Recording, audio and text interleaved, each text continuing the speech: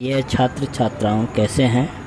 मैं डॉक्टर धर्मेंद्र कुमार राम, सहायक प्राचार्य इतिहास, लक्ष्मी नारायण रामेश्वर संस्कृत महाविद्यालय, जयदेव पट्टी, दरभंगा।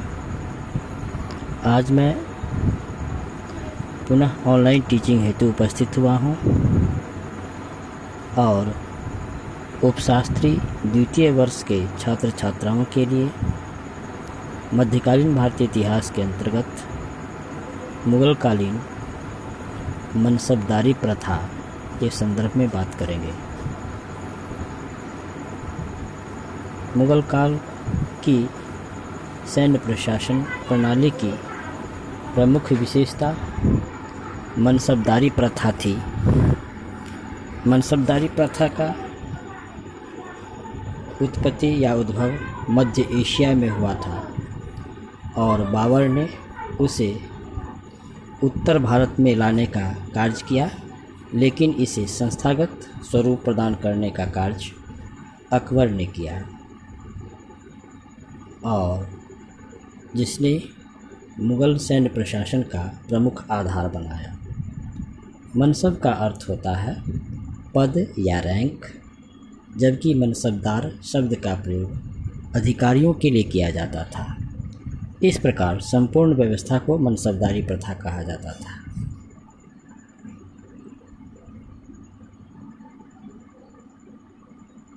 मनसबदार को 2 पद जात और सवार प्रदान किए जाते थे।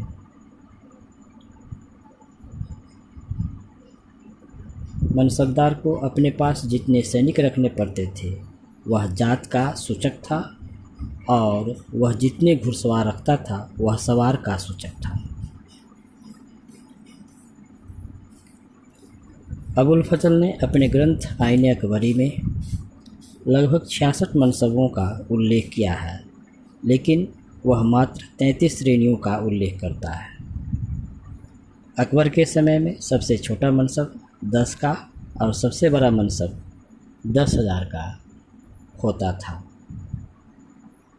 5,000 से ऊपर के मनसब मुग़ल शहजादों को प्रदान किए जाते थे। अकबर ने बाद में राजकुमारों को 12,000 तक का मनसब दिया। जहांगीर के समय राजकुमारों को 40,000 तथा शाहजहां के समय 60,000 तक का मनसब प्रदान किया गया। मनसब में 3 श्रेणियां हुआ करती थी: प्रथम श्रेणी, द्वितीय श्रेणी और तृतीय श्रेणी।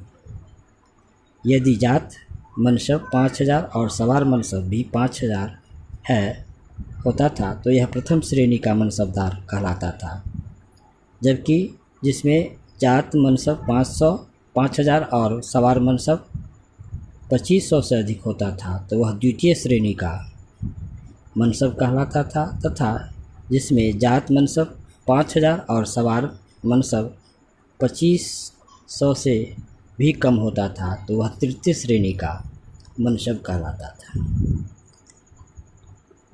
इन मनसबदारों की नियुक्ति, उसकी पदोन्नति और उसे पद से हटाने का अधिकार मुग़ल सम्राट को दिया जाता था।